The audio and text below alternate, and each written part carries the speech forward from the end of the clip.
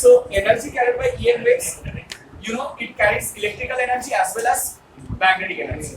So electric energy क्या होगा? Electric energy carried is given by half epsilon naught into E square, or magnetic energy carried is given by half B square by mu naught. শুধু এইটুকুনি জানলেই আমাদের হবে, ঠিক আছে? শুধু এইটুকুনি জানলেই আমাদের হবে। ये हम लोग किए थे कैपेसिटर में एनर्जी डेंसिटी में हम लोग किए थे ना कि कोई भी इलेक्ट्रिक फील्ड में associated energy is half epsilon not into E square. अच्छा, अब एक इंपॉर्टेंट चीज है, थोड़ा ध्यान से देखो। अगर हम लोग इसको यू ई बोलते हैं और इसको यू बी बोलते हैं और U E by U B निकालते हैं तो क्या आएगा आंसर? जल्दी से निकाल के बोलो मुझे। यू ई और यू बी निकालते हैं तो ये आंसर क्या आएगा बताओ। जल्दी से डिवाइड करो बोलो। डिवाइड करने से क्या होगा? हाफ हाफ कैंसिल हो जाएगा। So it will be epsilon naught E square by mu naught नहीं now you know mu naught epsilon naught को हम लोग 1 बाय सी स्क्वायर लिख सकते हैं और ई बाय बी स्क्वायर को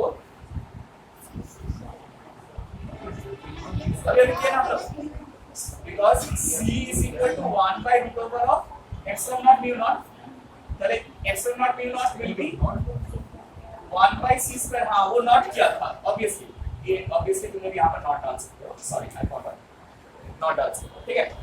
तो ये E naught by V naught भी C square है, तो ये कैंसिल होने से क्या आ रहा है? देखो आंसर। इसका मतलब क्या है कि मैग्नेटिक एनर्जी जितना होता है इलेक्ट्रिकल एनर्जी भी उतना ही होता है। इलेक्ट्रिकल एनर्जी और मैग्नेटिक एनर्जी दोनों सेम होता है।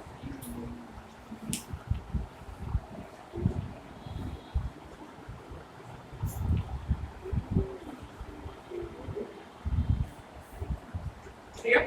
और therefore total energy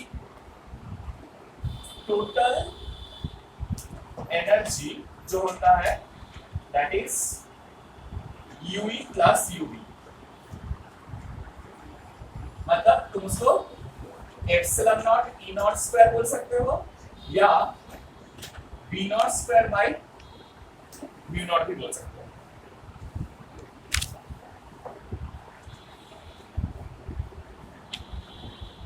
the total energy is double of this और double of this, any one of them. जो मतलब जो इंफॉर्मेशन हम लोग के पास अवेलेबल रहेगा हम लोग उसके हिसाब से टोटल एनर्जी निकाल सकते हैं। So this is the total energy carried by a electromagnetic wave.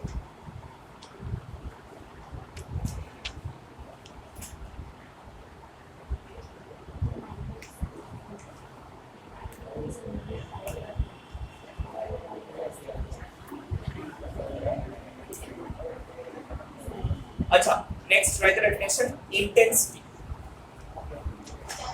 Intensity of EM wave. Intensity of EM waves.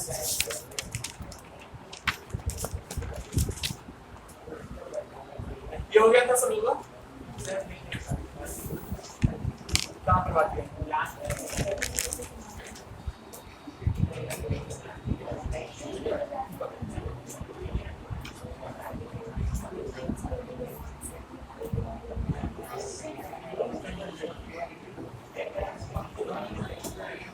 अच्छा, first tell me what is the definition for intensity? Intensity is the amount of energy incident per unit area per unit time. कोई भी एक surface में कितना amount of energy incident हो रहा है per unit area per unit time. जल्दी से लिखो। Intensity is defined as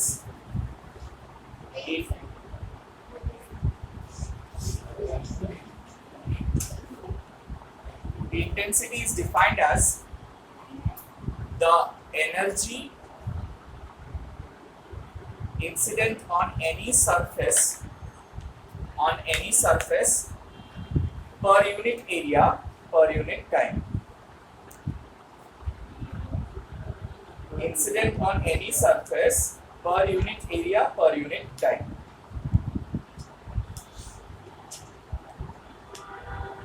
per unit area per unit time.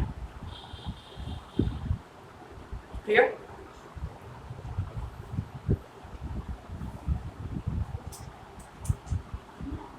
अच्छा जस्ट একটা ছোট্ট জিনিস ऐड করে নেবে before I wrap this of. Total energy हम लोग जो निकाले थे ना, ये एक छोटा सा चीज हम बोलना भूल गया। टोटल एनर्जी जो है ये इंस्टेंटेनियस एनर्जी है।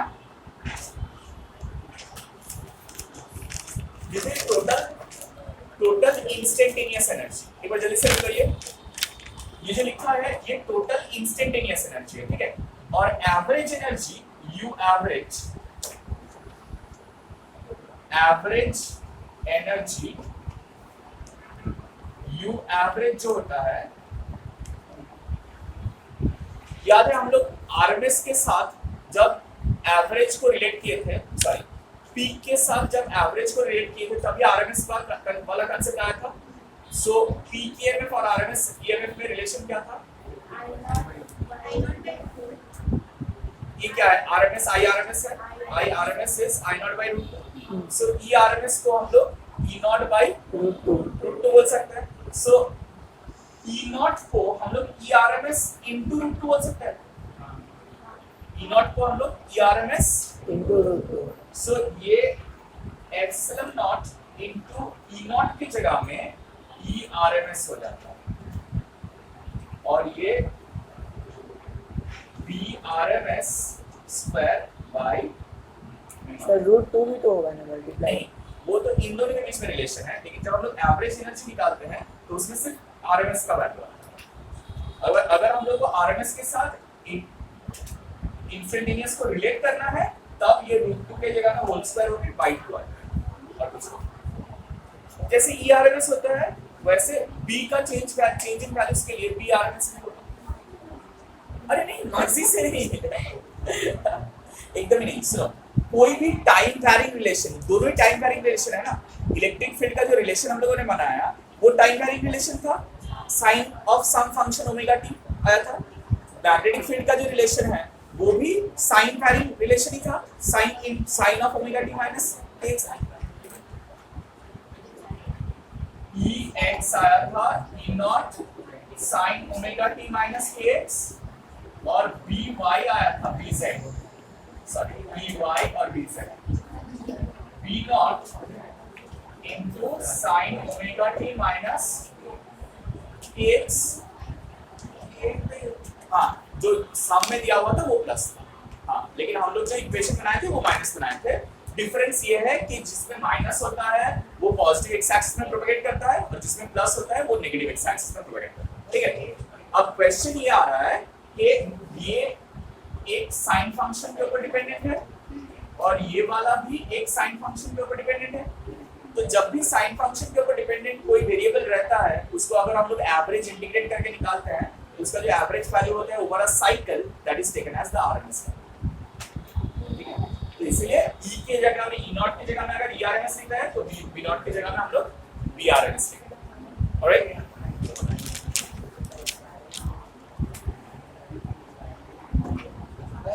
हाँ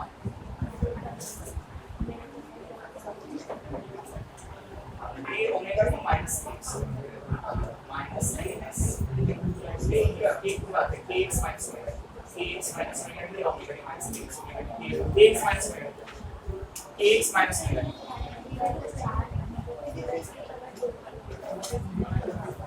अच्छा, अब इंटेंसिटी मैंने कैसे डिफाइन किया? How did it define intensity? Body area per unit volume per unit time, right. So मान लो अगर हम लोग एक सिलिंड्रिकल रीजन ले रहे हैं, इसमें सिलिंड्रिकल रीजन इसमें ले रहे हैं, जो रीजन में इलेक्ट्रोमैग्नेटिक वेव्स प्रोपेगेट कर रहा है उसमें से एक सिलिंड्रिकल रीजन चूज कर रहा है। मतलब मान लो ये इलेक्ट्रोमैग्नेटिक वेव्स ये रीजन में से पास कर रहा है और उसमें हम लोग एक सिलिंड्रिकल रीजन कंसीडर किया। We have considered a cylindrical region जिसका लेंथ है L और क्रॉस सेक्शनल एरिया है A। तो ये लेंथ ट्रैवल करने के लिए कितना टाइम लगेगा कैसे निकालेंगे? time equal to displacement by speed. We all know this. The time taken will be L by C. अब intensity कैसे define किया जा रहा है? How is intensity defined? It is energy by A into delta T. Energy per unit area per unit time. So हम लोगों ने ये A into L gives you the volume, और इससे पहले जो हम लोग एनर्जी का एक्सप्रेशन निकाले थे, all expressions were per unit volume on the basis of per unit volume. मतलब ये जो U average हम लोग निकाले थे, this was average energy per unit volume. You remember this? जहां पर हम लोग कैपेसिटर में किए थे कि the electric field stored in an electric field, energy stored in an electric field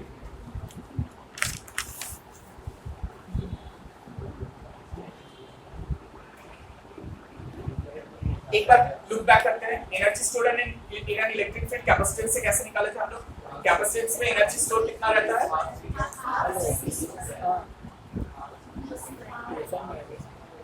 क्या हुआ है? खाना पीना खत्म नहीं हुआ? अब थोड़ा कंसंट्रेट करो. खाने से कंसंट्रेट नहीं कर पाओगे ऐसा नहीं है. Energy stored in electric field हम लोग कैसे निकालते हैं? Half CV square is the total energy stored in a capacitor, you know this. And पर यूनिट वॉल्यूम अगर हम लोग करते हैं तो यहाँ पर A into X आ जाता है. आया ना? A into X कहाँ से आया? कैपेसिटर का प्लेट एरिया A होता है और distance between the plates X होता है. तो A into X करेंगे तो वॉल्यूम निकलेगा ना, कैपेसिटर्स का वॉल्यूम. अब मुझे बताओ C क्या होता है? Epsilon not A by X, मतलब जो D, अब तुम लोगों को समझना है, B square by A into D ना. तो यहाँ पर A और A कैंसिल करेंगे तो half epsilon not B square by D square आएगा. सर D डिस्टेंस है ना प्लेट का. D is the distance between the plates. तो ये क्या आता है? Half epsilon naught into E square, right? So यही वाला फॉर्मूला भी अभी लिखे थे हम लोग एनर्जी का इलेक्ट्रोमैग्नेटिक वेव्स में. तो वो क्या है? एनर्जी स्टोर्ड पर यूनिट वॉल्यूम. ठीक है, लेकिन जब इंटेंसिटी डिफाइन कर रहे हैं तब यहाँ पर जो एनर्जी लिखा जा रहा है ना, दिस इज नॉट पर unit volume, this is total energy incident. This is what. तो इसमें और ये U एवरेज जो कि पर यूनिट वॉल्यूम है, इसको रिलेट करने के लिए हम लोग क्या कर रहे हैं? इसमें U average multiplied by A into L करेंगे, क्योंकि ये सिलेंडर का volume A into, right, divided by A into delta T. तो ये A और A कैंसिल होगा तो U average into L by delta T is what?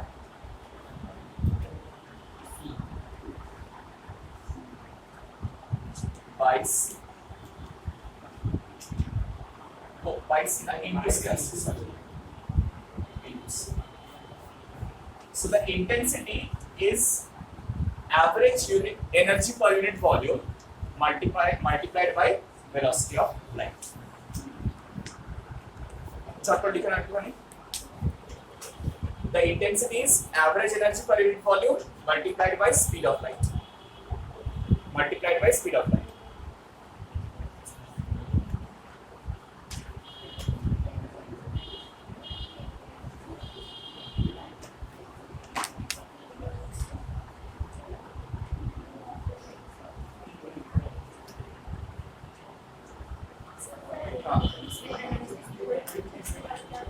U average into C.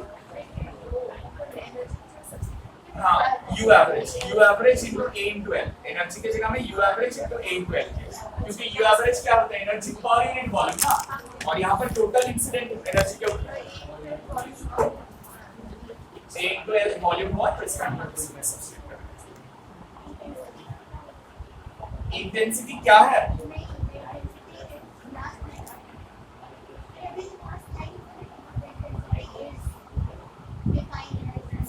ओ अच्छा, जो वो लिखा नहीं, intensity is defined as the amount of energy incident per unit area per unit time.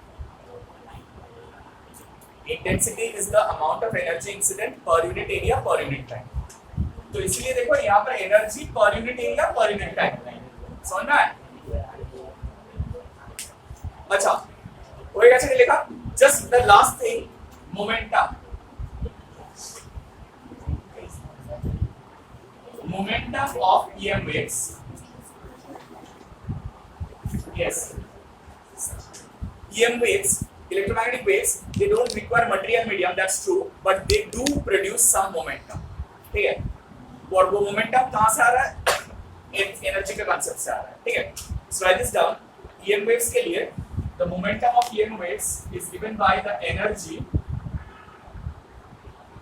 by C.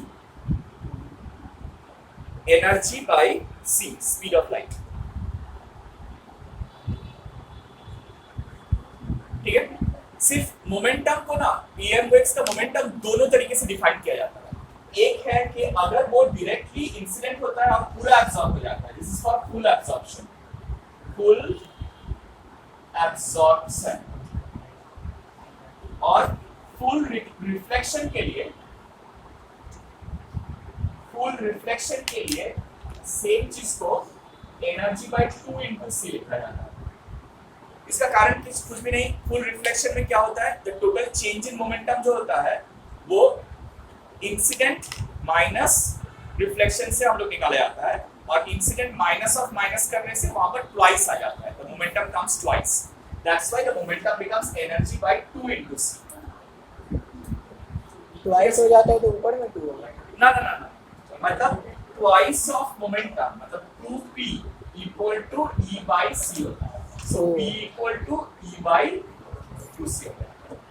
2p क्यों हो जाता है? Because incident में p है और रिफ्लेक्शन में माइनस p है। सो p माइनस p, हाँ, change in momentum is equal to e by c।